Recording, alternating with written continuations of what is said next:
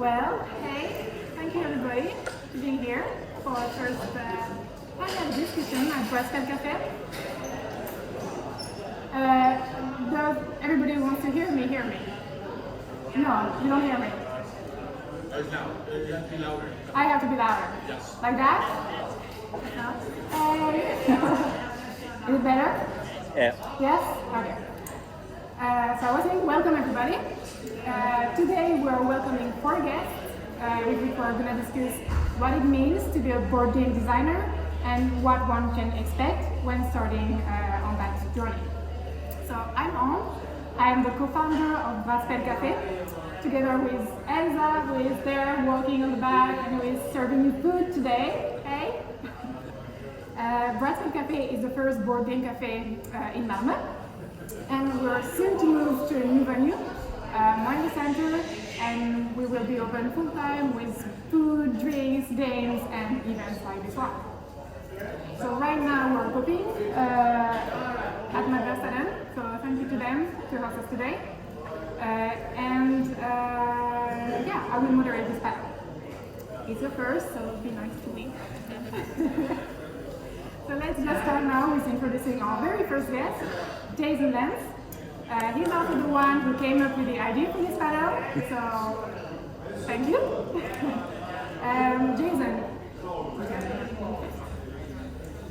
Jason, you're working on your first full game, Mercenaries of Esteban, but it's not your first contribution to the world of board games.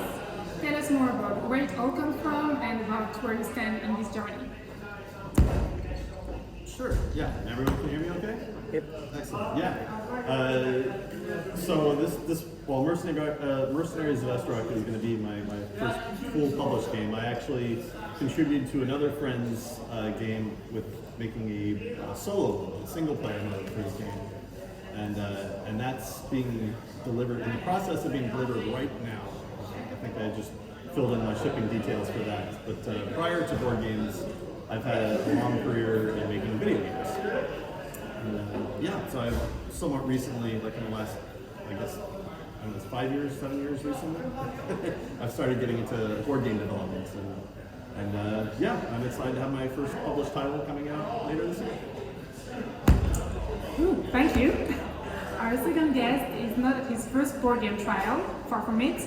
𝑦𝑜𝑘𝑒 has already 3 games published, among which 2 got awards. 𝑦𝑜𝑘𝑒, although the games you have published are mostly abstract strategy and family games, you have also worked on many prototypes of all types, from children games to heavy tabletop games. Can you tell us more about the place of board games in your life and what you are now working on? Well, board games to me is a very nice social interaction thing. It's a lot about meeting other people, having fun. And designing them is a totally different thing. That's something you do at home, a very solo thing. Right now I'm working on at least 10 different games.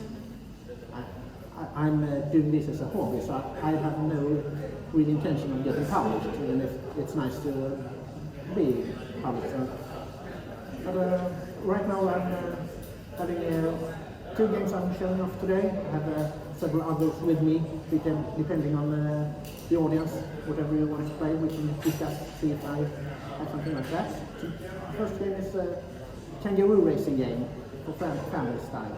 And the other one is more abstract, 𝑙𝑜𝑘𝑒, like where you need to outsmart your opponent. Ooh, thank you. Then our third guest is Thom Kiraly, who is a board game design teacher at Folkhögskolan Skurup of Fridhem in Malmö. So Thom, I have 3 questions in one for you. How do you end up being a board game design teacher? Who are you working with, and which kind of games are they developing? Alright, God, this is scary. Okay, is this okay? You can hear me? Maybe I can, whatever. Alright, the first question I'm not going to answer because it's like way too long. How do you end up being a board game design teacher? I don't know. A lot of stuff happened. I made some bad choices. Like now I'm here. I'm happy to be here, but you know, it's not like I'm in it for the money. I love teaching board games. I teach more than board games. We teach game design in general, but like the best way to learn game design is to do a lot of game design, and the best way to do lots of game design is not struggling with code for years before you're really proficient at it. It's learning the basics, doing it like pen and paper, rough and ugly prototypes. I love ugly prototypes. It's the best thing. Yeah, just learning the basics of interaction.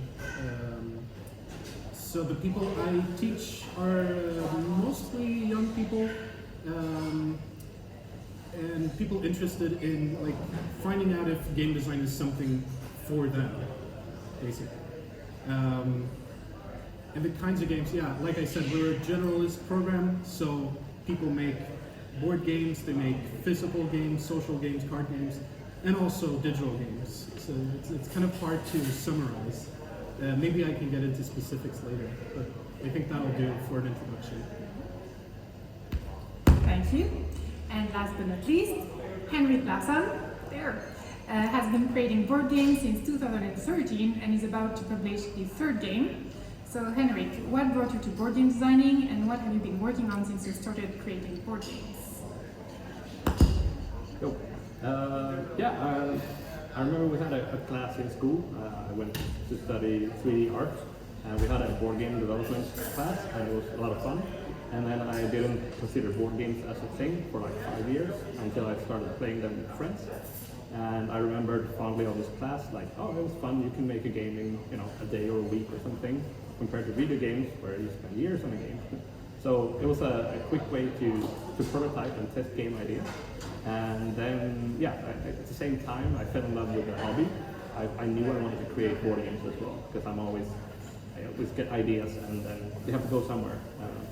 So right now they're going mostly into board games, and my idea floated. Thanks. So we're gonna try to make this as much as a discussion as possible. So if you have any questions during while we're talking, just raise your hand and I will try to keep an eye on both sides. We're gonna go through 14 themes during this panel. The creation of board games, how to take your board game to the market, what happens when you have successfully published your board games, and then like, who are these people behind the board games? So if your question is related to something you just said or to one of the themes we're covering, don't hesitate, and we will have time in the end as well. Yeah, so let's start with our very first theme, the creation of board games. So the first really broad question, like, how does it work? Like, where do you get your ideas from, and what do you start with? Like, what does the creation process of board game looks like for you? I don't know, maybe Jason, if you want to start? Sure, yeah, there's lots of different ways that I think a board game design can start. I know some people, they start with components, some people they start with mechanics, and some people start with theme. And I have kind of done approaches, all the different approaches for several different board games. I may be publishing my first one, but this is not the first one I've designed. I've shelved many others that I've deemed that this isn't quite going somewhere. But I think the best thing to do is kind of just start figuring out, like, as quickly as possible, get the game into a playable state, and then the fun will come later. And yeah, it's kind of a rough, high-level design of how I start board games. It's kind of from all different angles. Do you agree with that? Yeah. So maybe like just a background question. I don't know who here has ever like created board games or is working on making a board game. Can you raise your hand? Okay. And who has had ideas but haven't had time to work on it or haven't dared yet? Okay. And who have never ever thought about creating a board game at all? Okay.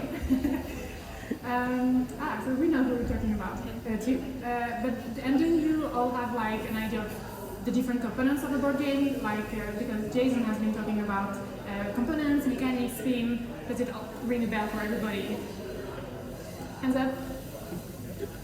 Kind of everybody. Yeah. Okay. But so maybe so those are like the keys elements in a board game. And like so, Thom, you're a board game design teacher, which means that you can learn to become a board game designer. So like we have like these three things. Like, what are the skills you need to create the board game? What do I need to know and learn if I want to start a game? Yeah, like, do I need to learn some designing skills, or do I need to know some theories about mechanics? Well, I'll try not to give like the coward's answer, which is always, it depends. But it kind of does depend, doesn't it? Like, on what kind of game you want to make. All right, so if it's a heavy resource management game where like 4 people, I was going to say 3 people, but no one designs board games for 3 people. It doesn't happen. 4 people compete to, trade in the Mediterranean, perhaps. You probably need some math skills. You probably need to like balance things so that it feels fair for people. But if you create a board game that's meant to be played by kids at like a birthday party, maybe maths isn't the primary skill that you need to develop. Maybe you need to understand how children work and how they don't work in a way. So I think you need to be, you need to develop your own tastes, honestly. I really believe that a game designer needs to know what they like and what they want, like what they want to explore, and that'll set them on the right path. Other than that, like everything you can learn about game mechanics, about these skills, you learn by doing it, mostly. So like at my program, yeah, I do a lot of this, like a lot of talking, I do go through theories, but all of these theories should be treated as truth if you use them. Like, utility is truth in game design. If you make use of something, that means it's working for you, but it's a craft, so you're gonna have to like adapt all the time.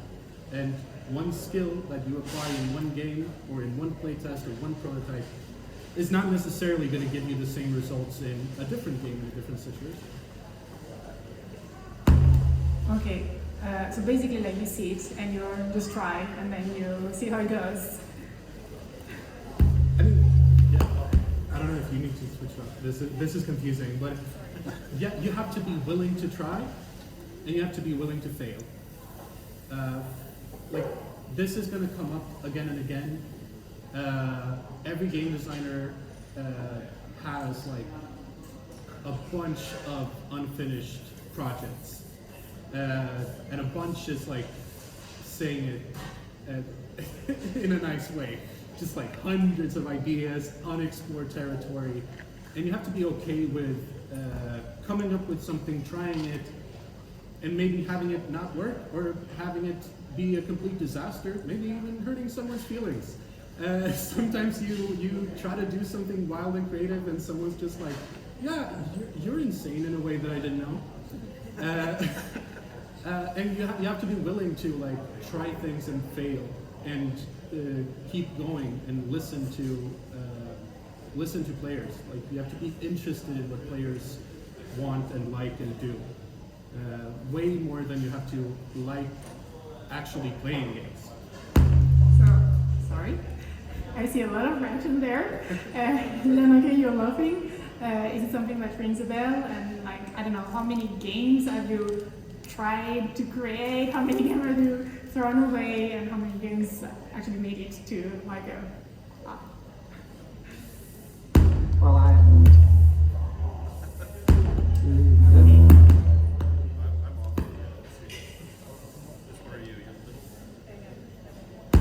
yeah, right. Yeah.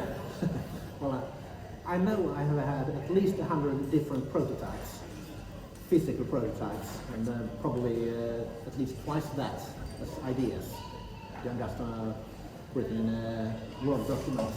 I thought about this.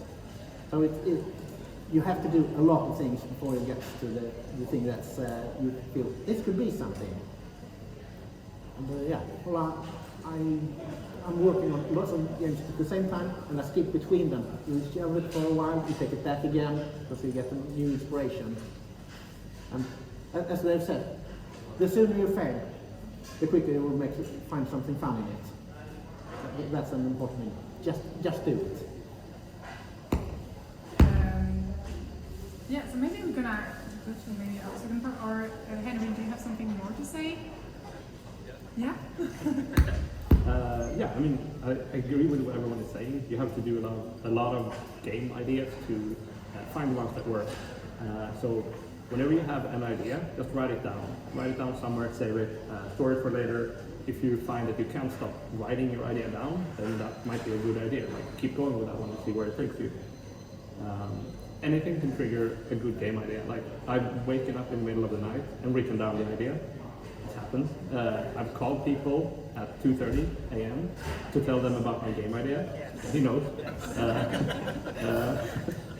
So you gotta like take inspiration wherever you find it. Like, if I see a game, oh, this looks cool. Why did they put the pieces like that? Then that can trigger an idea. I don't care about the rest of the game. I'm gonna write down my idea, and then I'm gonna keep checking out the game. It can come from other things as well. And yeah, what you need to develop games is patience. You gotta make a lot of games that aren't gonna be good, and you need to keep iterating on the ones that aren't good, but you feel still has something to give. So keep going, and yeah, don't be afraid to give up on a project and move on to the next one. Keep it for later. You might come back to it. And like, how do you, because I guess when you're doing a board games and you have had like 300 ideas, and there are other board game designers who have also had like as many ideas as you, like, how do you innovate? How do you make something that is different? Yeah, great. I mean, the Mercenaries of 𝑑𝑜𝑒𝑠 is actually inspired from another game from the late 60s. And my first prototypes, some of the feedback I got was, why don't I just play this other game? 𝑎𝑐𝑟𝑒 was that game. And that was great feedback. But it's you can still, I think, see the roots of that old game in mind, but they are definitely different games from now. You just keep iterating, and if you have a singular vision of kind of what you want this game to be, what's the purpose, like what's the feeling that you want players to have in this game, and you're working towards that. And as long as it's not like, I want it to play like 𝑎𝑐𝑟𝑒, then just make 𝑎𝑐𝑟𝑒 again. There's no point to that. But yeah, so my kind of singular vision was to make kind of a more accessible version of 𝑎𝑐𝑟𝑒. And I looking at all the way, like taking the pain points of that first game and being like, okay, a gray alphanumeric grid is not that exciting, so how about a hex grid? Add colors to be able to figure out where you're placing the tiles. And yeah, basically just over time, as long as you're working constantly towards that goal, or that vision statement, you'll end up with your own game. Yeah, I just want to also add, like, the game doesn't need to be unique. If you think your game is unique, you probably haven't played enough games. That's just how it is. Like, very few games are truly unique. And if they are unique, they're going to be really hard to sell because people don't understand them. The market won't understand them. Yeah, it's fine to keep iterating and combine things, like remix. The best thing I would start doing is make fan expansions for games, make additional content, make your own expansion for a game, like 7 Wonders, make a new wonder. Like, it's super easy because there is already a good framework. Follow it, see if your thing fits into that world. That's what I would not go for the most unique thing. And maybe, Jan-Åke, I've noticed that in your games descriptions, you often go with, and the twist is. Like, is it a good way of trying to do that, working from something that exists and then how do I twist it?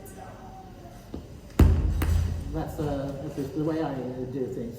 I like to do something different, but it can't be too different. So you have to find something that gives it a special hook. Why should I play this game instead of another game that already exists? There has to be that little special thing. So let's go to our second part, because now we have created our first version of a board game. We have written down all our ideas and stuff. So what's happening? Because I guess there are 2 things you want to do. You're gonna want to improve it and maybe meet some players, and you're gonna want to publish it, maybe. So yeah, how do you do that? Like, where do you start?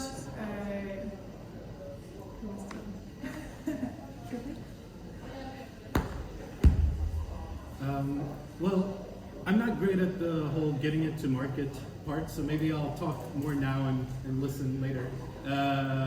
However, I think improving the game is what we in game design call just iteration, or in design in general.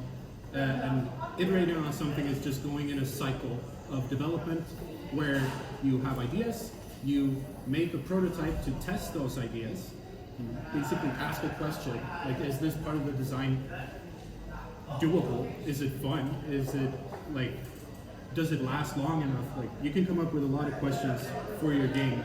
You test them with a prototype, and you do it by putting it in front of people, listening to them, observing them, not messing them up too much with like, no, you're playing it wrong, because like that's not how testing works. Or if you do an experiment, you want to just observe, right? You interview the players, you get their feedback, and you thank them for playing, and then sometimes you toss all their feedback because not all feedback is going to be super valuable, but sometimes players actually just design your game for you. So always playtest, always playtest. You should be very suspicious of your first draft. It's like writing a novel. Like if you publish a novel and you don't have anyone reading it or editing it or doing anything, I would be very suspicious. Like I would probably not read this novel, and it would be like a weird manifesto published online. Like that's the best thing I can think of, right? So no one publishes an unedited novel. No one should publish a completely untested game, with some very few exceptions for like experimental weird games that are basically like, well, I made a game for 3 people, and if I playtest it with them, it's gonna ruin everything because it's meant to be played like at someone's birthday. But that's a huge exception. It's like writing a love letter and letting someone, like the person, read it first, right? Yeah. There is something like in entrepreneurship, like a theory that says that if you ask people, do you like my concept? They're gonna tell you, yeah, sure, because you know they're too polite and stuff. So how do you do to actually observe the right way or ask the good questions so that it's not biased and that you actually get useful feedbacks? Yeah, that's an excellent question. I think the art of asking good questions in a playtest, there's skill, that's a skill that can be developed as well. Some of the common questions that I ask in a playtest, I never ask, I should never ask, did you enjoy this game? Because it's a loaded question, you're not going to get a really honest answer. So I tend to ask, like, what are your 3 least favorite things about the game? And I also ask, what are your 3 most, what are the 3 things you liked most about the game? And what I'm taking away from that is what they didn't like, that's what I need to focus on, and what they do like, make sure you keep that, see if you can put more of it in there. I ask, like, what parts of the game did you find confusing? And the question that's closest to, did you like this game, I think is, how much would you pay for this game in the store? And yeah, kind of make them put their money where their mouth is, and you'll get a lot more honest answer than like, oh yeah, I like this game. It was like, I paid $5 for this. And if you're making a game you're shooting for a price point of 500 SEK, and you get like a 50 SEK answer, okay, it's not quite there yet. Do you have something to add, like how have you been testing your games? Well, one thing is, depending on what phase you're in, you have to be different.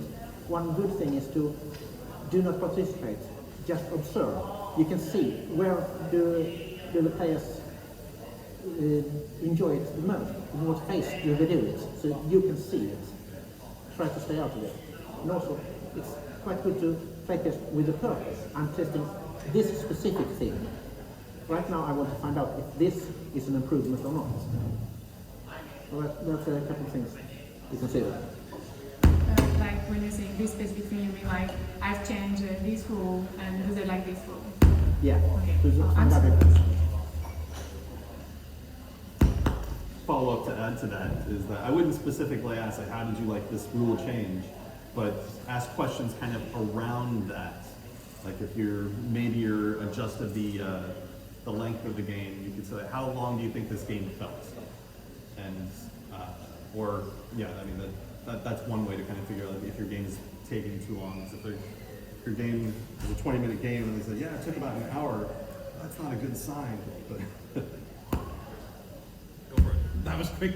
It's like, I'm going to let you finish. All right. Just one more point. In playtesting, and this is the thing that I encounter, I wouldn't say a lot, but every once in a while at my job, remember that people are not playtesting you. They're not making a judgment on you. They're making a judgment on your game. Starting out, this is going to potentially be hard to accept. You can be an amazing person and make shit games. You can also be a horrible person and make great games. We've seen that a bunch, right?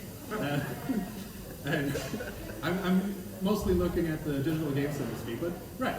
So it has no bearing on like the contents of your character. Just stay humble and accept feedback as it comes to you.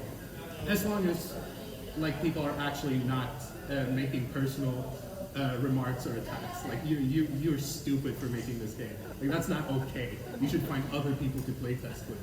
Find better friends, right? So just remember that you can make a bad game or a first draft that's not good, and that doesn't mean that you're bad for some reason. And by the way, how do you find these people to play this? Here, yeah. How many groups of playtesters do you use? Do you prefer to stick with the same group, or do you want to use different people? Do you want to go back and forth? Or how does that work? Yeah, the question is how many groups of playtesters do you prefer and have? I don't have specific groups that I go to, but going to events like this, there's like at least 50 groups here if you combine people differently. So going to events like this, you can also go to board game conventions. There's 𝑔𝑎𝑡 and 𝑙INKCon, and there's a lot of different conventions where you can find thousands of people to play games with. That's what I would do mostly. And nowadays you can also use online tools. There's a tabletop simulator. There are programs that you can very easily, it's like, you cut it up with scissors. It's pretty easy to make a digital version of your game where they can move pieces around in cards. So you can play that online. You can find any number of people there. So. And then, so now you have playtested your game a little bit and stuff. I was thinking of going to publishing. Like you have 3 ways of doing it, kind of. Like you can find a publisher, you can make a Kickstarter, or you can like publish your game yourself. And I guess there are also ways of combining the 3 ways of doing. Like when and why should you choose which solution, and which are the benefits and disadvantages of them? Maybe Henrik, if you want to start, because I think you have the experience with all of this.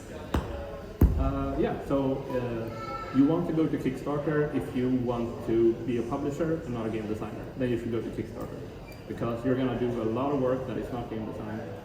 You have to market the game, sell the game, talk to all the people involved in all the processes, talk to stores, talk to distributors, you have to communicate with the printer, make sure that everything is going right there, and it usually isn't. There's so many times where you have print failings, especially in Kickstarters.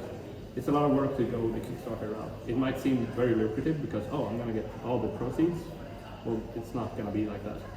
You're going to spend a year not making games and doing Kickstarter stuff instead. If you go with a publisher, then that's fine. Like that might be what you want to do with your dream project. If you want to go with a publisher, then you should be happy to talk about your game to them, because you need to convince them that this is worth spending money on. Because they're going to be doing all the marketing, all the production, getting the artists hired, and making sure that it's all working, talking to the printers. So they're going to have to do all that work, and you need to convince them that your game is the one that they should be betting their time on this year. Maybe, yeah, and for self-publishing, yeah, it's same as Kickstarter. You have to do everything yourself, but you don't have a marketplace for it, so that's even more work. So my preference, go to publishers, talk to them, pitch the game. That's what I will do in the future. Yeah, how different is the game if you publish it as a publisher from when you actually start designing it? The question is how different is the game if you're going with a publisher from the start of design? Yeah, so you have a vision, right, and then the publisher takes it. It really depends on the publisher.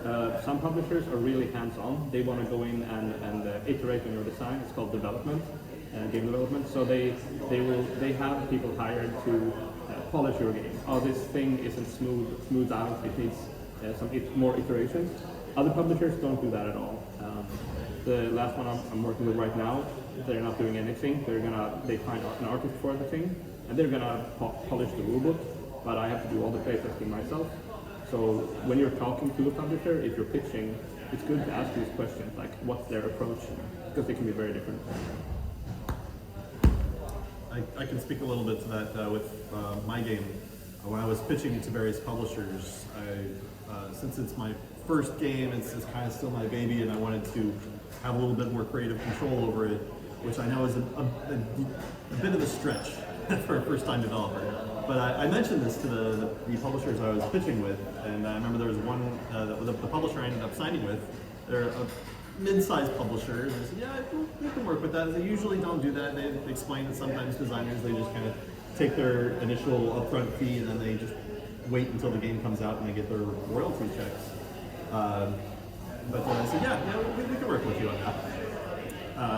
And I realized that the publisher would have final say over all decisions, but I just wanted to be in the loop. So I said this to another publisher that I was pitching at, and their response was, you're going to need to get over that now.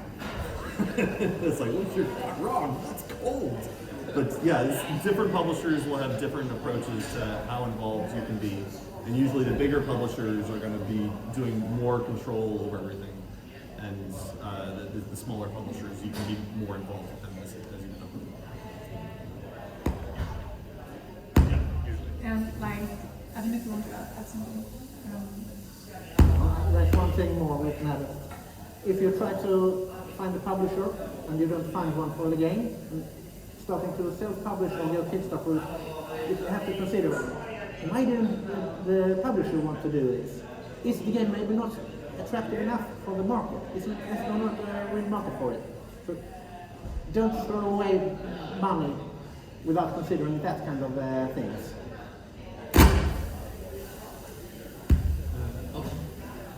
I'll add, and maybe this is dangerous advice, but also it's okay not to publish the game. If you have a game that you feel strongly about, you don't find a market for it, you take this advice, which I think is very sound. You feel like, yeah, okay, maybe the world is not ready, right? Put it up online, make it free, why not? Like, anything that can get you some recognition could also help you down the line with some other idea. Like, nowadays it's really, really easy to just get something up online. You can post a link to your tabletop simulator version for people who want to play that. Make a, there's a bunch of software that does this. Or make a print and play version, put it on itch.io. I really recommend just getting an itch.io profile if you want to do any type of game design on your own, on small teams. Just consider putting it out there, and like, I always think of a poem. This is a weird thing to say at a game design panel, but there's a poem that just goes like, write a fucking poem. Every time you don't know what to do, you will have a body of work despite yourself. So yeah, put it up, and eventually you'll have like a game design portfolio. Don't put up really bad games. Like, try to make them as finished as they can be, but also be okay with maybe not publishing everything. It can still help you down the line. Yeah, and when should you go to the publisher? That's what you decide to go with. Like, should you go when you have the first version of your game? Do you need to have tested it for like, I don't know, 10 times before? Like, is there a good time to do it? Sure, I'll jump in on that. Definitely not your first version. Like, the first version of a game, you're designing for an audience of you. And then with every playtester you incorporate their feedback, you're widening the audience. So wait until you've got the game where you find that the changes you're making are getting fewer and fewer. And if you have other friends who are also designers, maybe, or like consistently saying that you should publish this, that's a good point to start pursuing publishers. I don't think you need to have the game completely finished before you start pitching to publishers, but the core game should be pretty nailed down, and there will of course be some balance and tuning that you can do with the publisher. But yeah, the game should be pretty congealed and pretty, yeah. Yeah, I would put a number on it. I would say 90% done. You should feel like this game is done. It needs some more polish, but it might not be worth doing before you talk to the publisher in case they want to do some heavy editing. There's also one other point that could be interesting. If you have a game and you're at a like junction where it could go this way or it could go that way, like both games would be interesting. It can also be worth talking to publishers, saying, I have a game, it's at an interesting point, let me talk about it with you. You don't need to sell it then and there. Maybe you get some interest, maybe you get some feedback from the market that you don't know about, but they know. So I think you can always talk to the publisher even though you're not selling a finished game. And how do you have any tips to pitch to a publisher? Like, you're doing, like, do you need to make some cold calling before? Do you send emails? How do you do that? Yeah, okay. First of all, there are online pitch events. So the big publishers are now, since the pandemic, they realized we can't meet people. We do big pitch events. So you register and get a time slot. You get 5-10 minutes maybe to show your own game. Then there are the old-fashioned ways to book time with them at conventions. You get to the larger conventions, all publishers are there. Book a time with them, make sure you're booked in advance, don't just drop in. But get the time with them, sit down and show your game. And also make sure you have a nice book to get something that they can remember it by. Absolutely agree with all that, but you can still drop in unannounced. Definitely try and get an appointment scheduled, but I remember I went to Essen before the pandemic, and yeah, I meeting with every publisher I could, but they don't always have time to schedule something. But you can come by and have it's called a sell sheet that's basically has like, this is the high level, everything you need to know about my game, like what's the theme of it, like core mechanics, how many players, what play time. Have some pictures that you can reference, like this is how you play the game, like this is what this does, and you can just drop that off with them. Or sometimes that can lead to an appointment later that day. I've had a few pitches that have worked like that, and the publisher I ended up signing with was from a meeting that I scheduled at Gen Con back in the States. Yeah, remember that publishers are people. They're not big corporations. They're usually 1 to 3 people actually working for the publisher. Then they have hired help for the conventions. They might look large, but they're not. They're people, get to know them, talk when you're in the meeting, if you have time for it. Ask questions about them. What do they like? What do they like? And yeah, become friends with them. When you're doing the pitching, you have to be super prepared to explain the game super clearly, right? Don't make any mistakes explaining the game. So you need to have play tested a lot and know how to teach the game. That's the biggest thing. What Jason said, have a print paper showing the game, because you're not going to want to or have time to set up the game just to talk about it. It's going to take you 5 minutes to set up the game and then say the first word and they're not interested. You wasted everyone's time. So have a picture, give the demonstration with the picture, and if they're interested, you bring forward the game. And you can cheat. have a setup where interesting stuff happens right away. Like give the starting hand to them, make it an interesting starting hand, or stack the deck in your favor. You don't have to be an extrovert to pitch games. You have to be passionate about your game. I'm super introverted, but I love talking about my games. So and I find it really fun to do with publishers. And we had a question there. Yeah, I was thinking about the uniqueness of the game and the sales pitch, and then in that context, your first idea going to and then finally going to the publisher. What's the best ideas? What works best? I'm thinking like theme. If that's your first idea, the theme is something that the publisher might change altogether. So where's the best way to go for it? Is it what's the best ideas you get? Is it the mechanics or is it Let me see if I can rephrase that question and make sure I'm understanding it correctly. What is the best strategy for pitching your game to publishers to focus on, like? No, not really the strategy, but what's going back to your first ideas. What was the first ideas that really worked, that got those sales pitches, and that got those unique things? So what were the first ideas for pitching a game that really worked for the publisher? I think it's just making sure that you can, like you said, concisely and clearly explain your game. You don't, like you said, the theme is usually going to be changed by the publisher. I wouldn't focus on don't tell them the whole backstory of your game. They don't care. Make sure that you're respecting their time and my mic is on here. Yeah. And that you're keeping everything as concise as possible. Unlike I'm rambling now. Yeah, I want to add that it doesn't matter where the idea came from as long as the game is good. You should kind of feel that, oh yeah, this game feels good. It feels like a game that could be published, or I could have bought this at a store. Then the game is ready. Where it comes from doesn't matter, I think. Don't focus on that. Just focus on finding good ideas that you want to work with. Yeah, I'll also add, pitching and talking to publishers is a type of performance, and in any performance or communication you need to know your audience. So it really helps to read up on the publisher.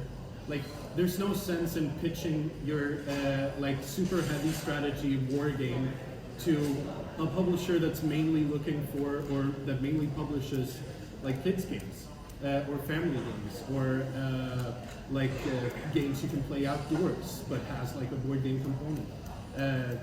So do some research, because that'll also show that you know what you're talking about, and you're not just desperately looking for anyone to talk to. I think that will help. They're good people. They love the games that they chose for a reason. So talk to them about their games as well. I'm pitching to you because I love this game and I feel like they are vibing in a similar way. Yeah, talk to them.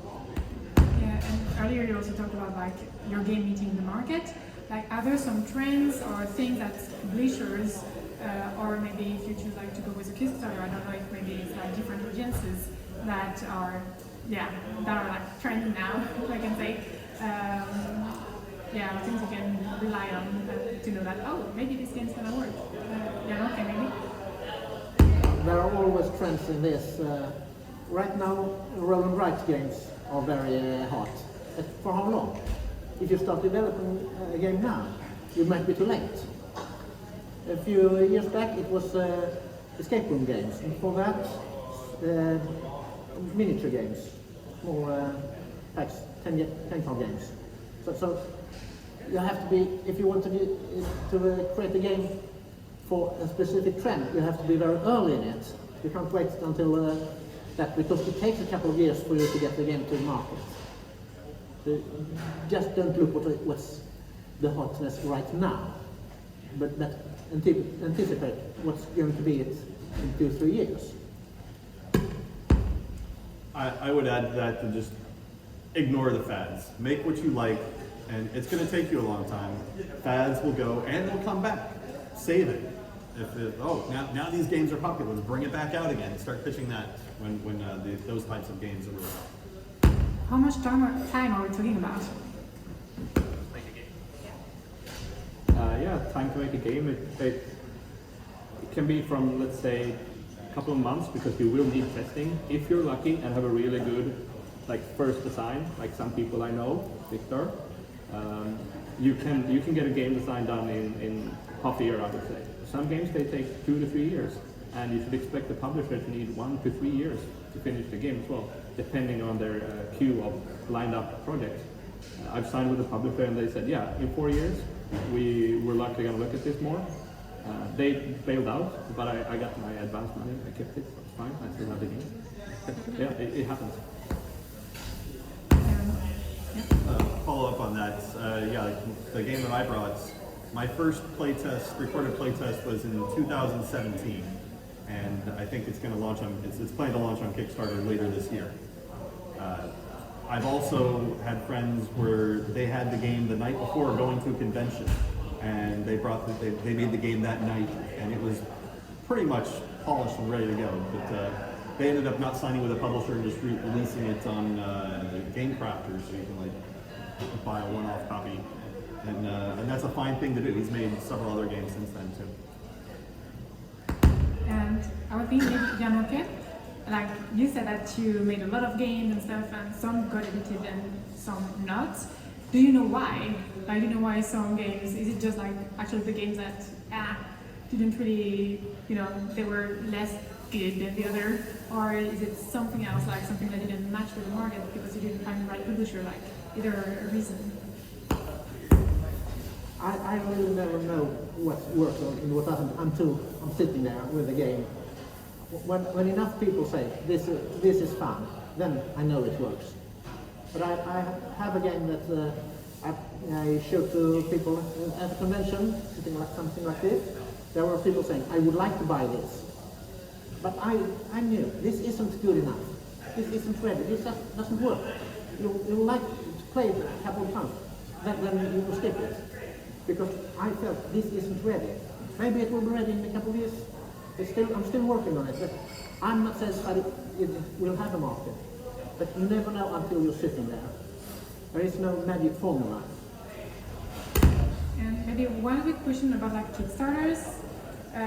It's a bit like some of you don't think it's the best thing for them to go for, but if I decide to go with a Kickstarter, which tips would you give me?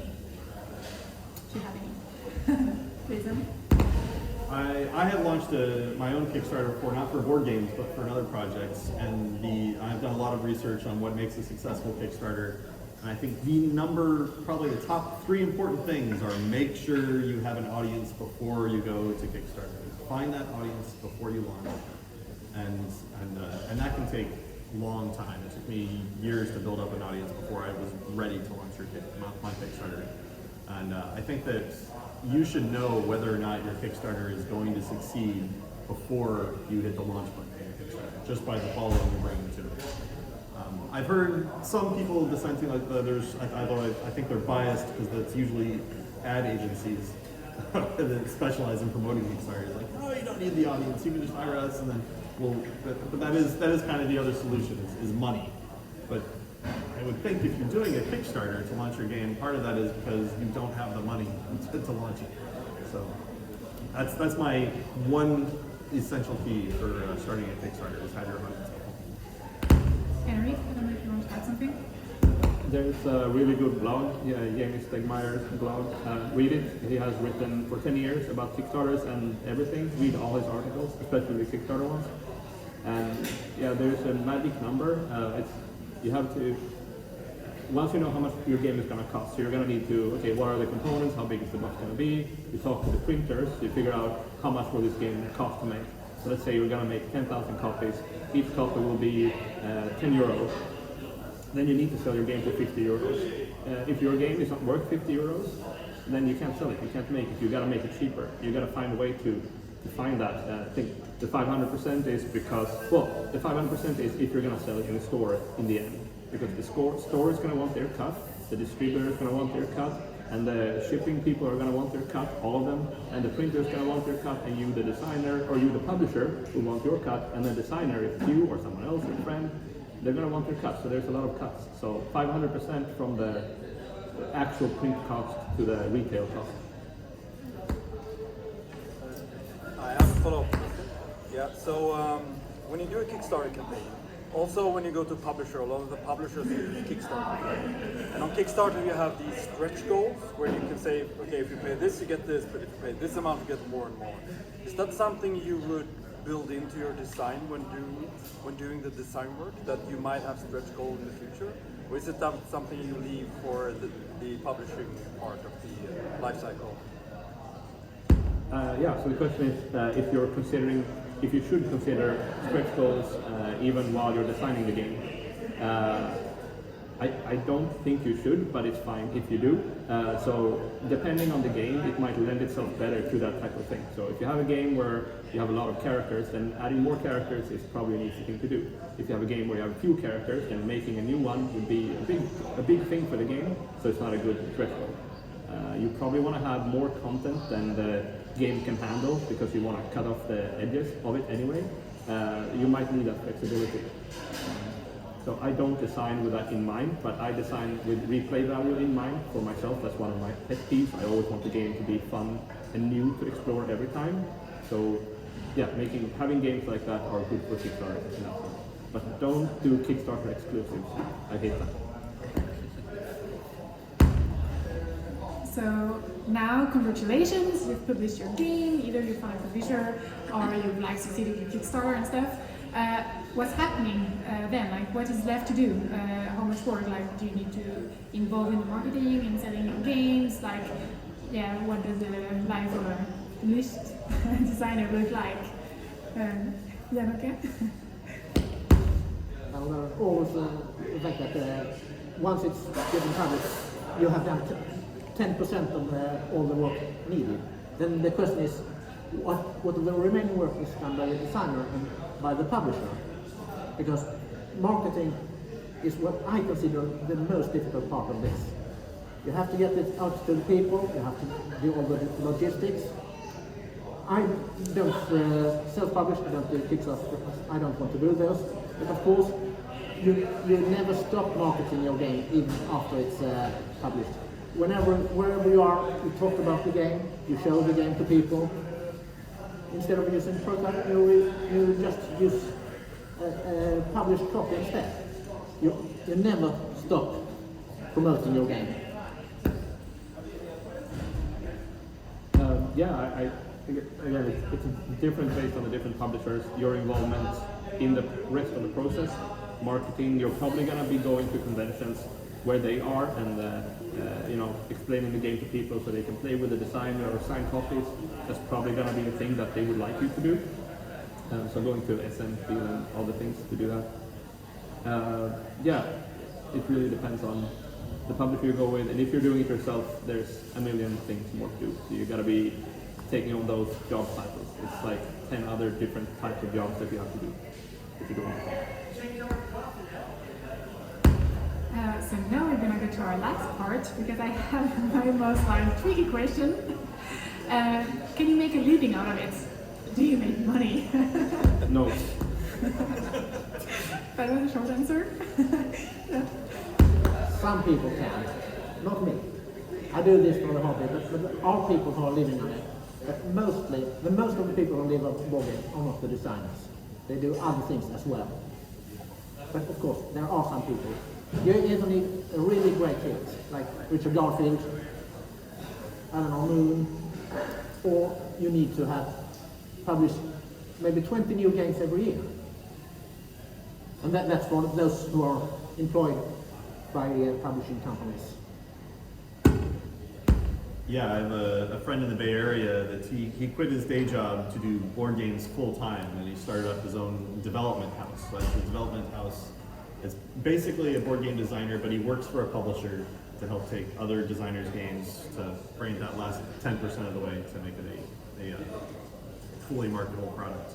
And he works on about like 20 different titles a year. but it's just other people's titles. His name isn't on the front of the box. It's in the like special credits like developer John Greener. But yeah, he's managed to make a living in the California Bay Area, which is no small feat for board game development. Yeah, I think I also want to like bring it back to what I felt was like the strong point of this panel is talking to people maybe interested in getting into it.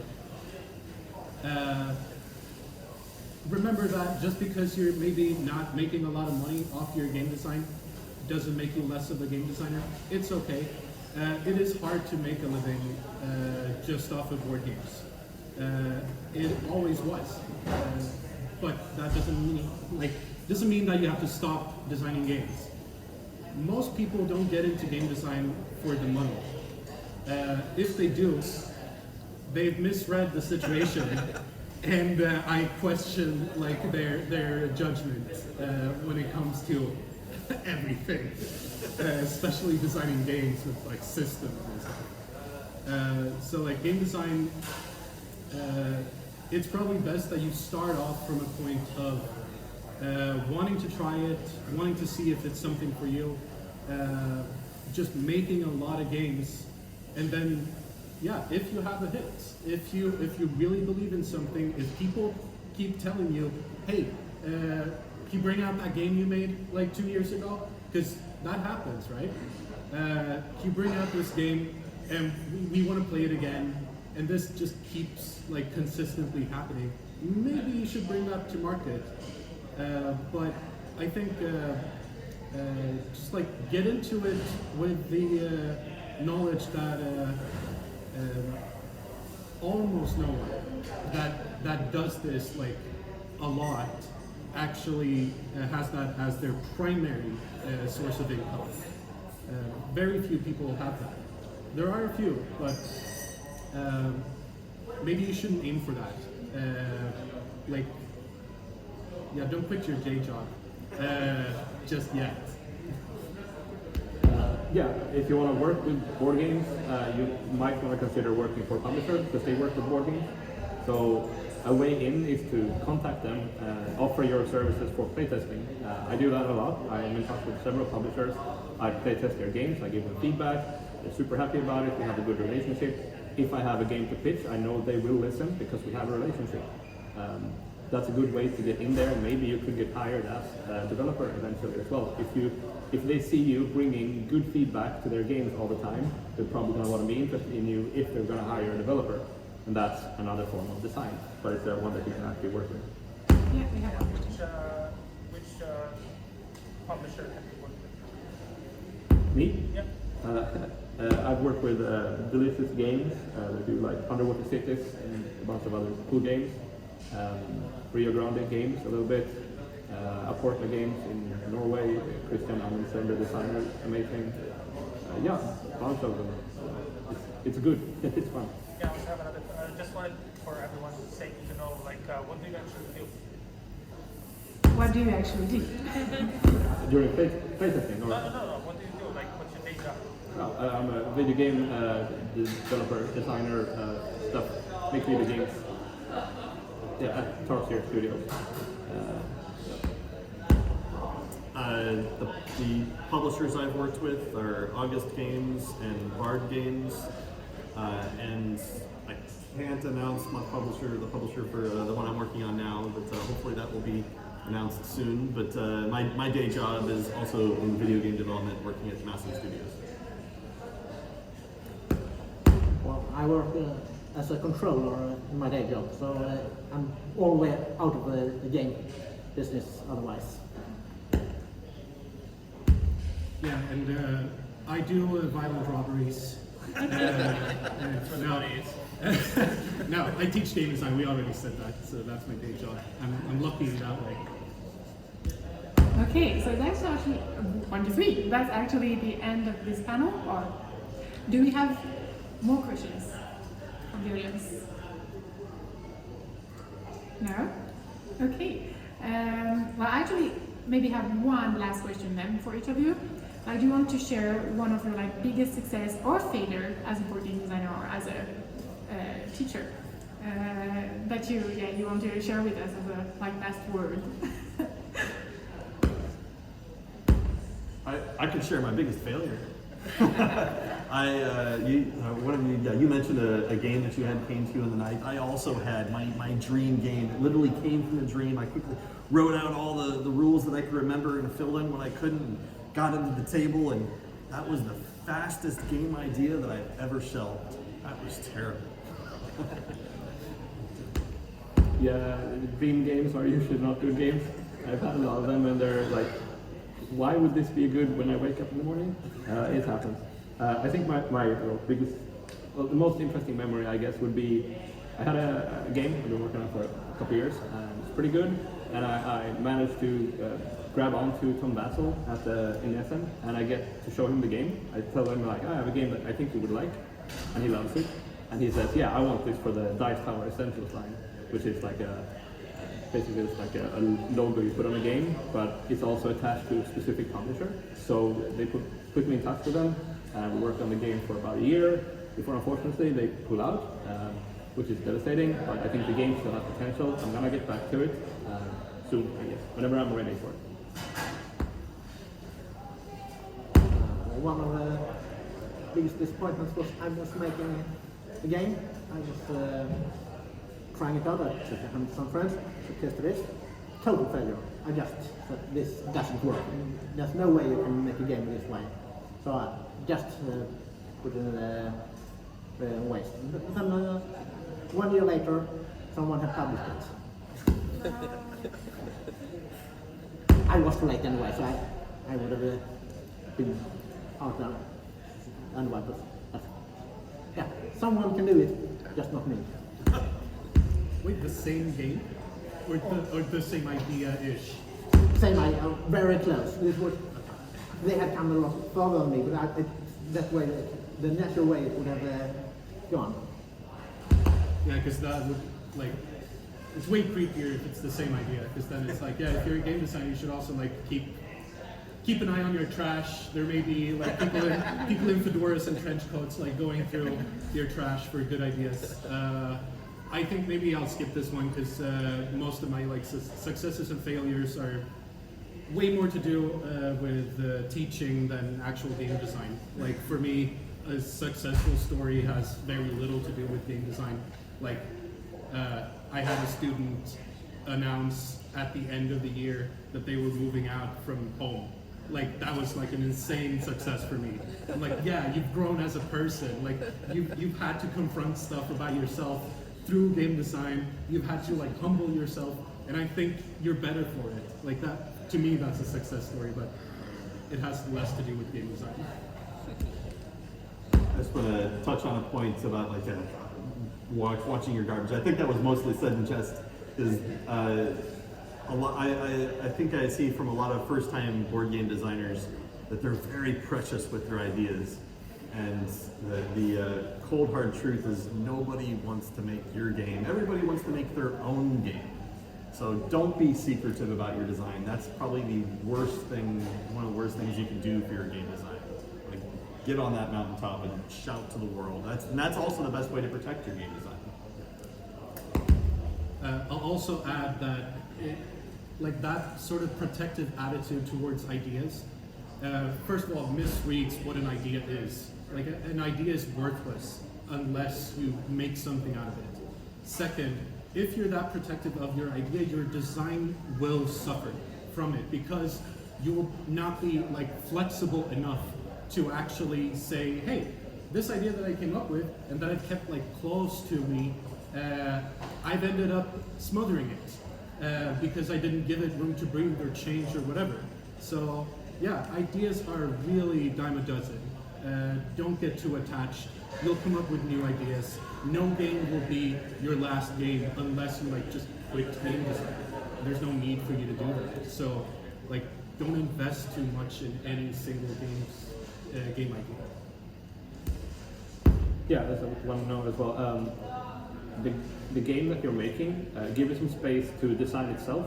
because you have an idea for the game, and when you play it, like, well, that wasn't the good part, this actually is, so then the game will change. So be open to that and embrace it, because that's probably going to be a good game in the end if you let the game decide itself where it leads to. So yeah, now it's time to wrap this up. And before that, some time for an ashamed self-promotion. So yeah, we are working on finding our own venue, so feel free to sign up to our newsletter that will be available at our spot there, where Elsa is saying hi, to know when it happens and where we're moving to. And you can also follow us on social media, Spelcafé on Facebook and Instagram. We are hosted by 𝑑𝑜𝑒𝑠, so thank you to them. Many thanks to Jesper, who runs 𝑑𝑜𝑒𝑠 and Spelcafé, a board game shop and distributor, who has been helping us a lot with finding some board game designers today, and who has been an amazing sponsor since the beginning of this adventure. So here, hey! You can find some of his games in our shelf that he sponsored us with, and also he just happened to have opened a shop in 𝑑𝑜𝑒𝑠, so if you live there or go by, just say hi. Thank you also to our other sponsors who are not here today, 𝑎𝑠modee and Ninja Print. Our next events will be in July with our friends from 𝑑𝑜𝑒𝑠, and you can find all the info on Facebook. Yeah, you will now be able to play the games from our panelists, as well as other games and prototypes of 3 other board game designer teams.